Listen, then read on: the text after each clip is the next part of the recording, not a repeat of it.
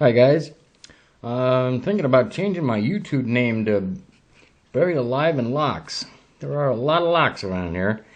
Anyhow, today we're talking about binding order, and the reason we're talking about binding order is Amazing Amy, the lady who's new to lock picking, was asking about why she's experiencing so much frustration being able to pick a lock one day and not being able to pick it the next.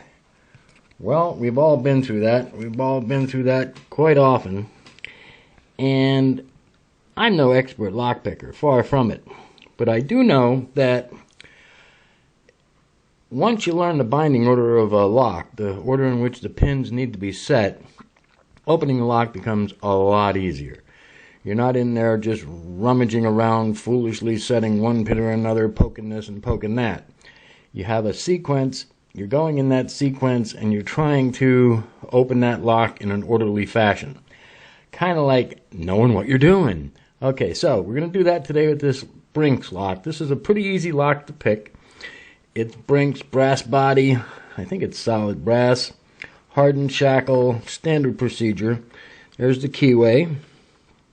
We're going to use a homebrew pick. I made this pick. And we're going to use a small Peterson tension wrench.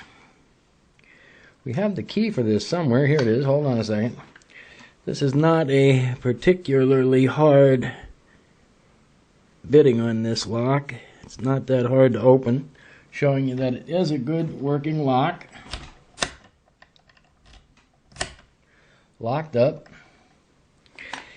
And the binding order is 3, 1, 2, 4. So, if we know the binding order, this should it opens, not hard to open anyhow, but it should open rather quickly. Let's see if it does. Moderate tension with this. There you can feel the tension. There, that pin is set. Then 1, then 2. 2 doesn't want to go. 2 went. Now you get over the top to get back to 4. Lost it. Hold on. 3, 1, 2, 4. It's open. Pretty simple. Now, frustration, of course, is opening it today and not being able to open it tomorrow. Well, let's pretend it's tomorrow. So, we're going to do the same thing again with the same binding order. We'll do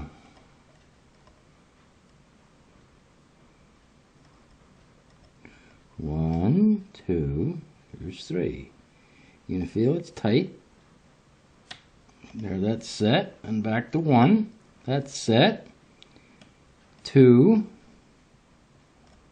and now to 4. Come here, 4. Can't find pin 4.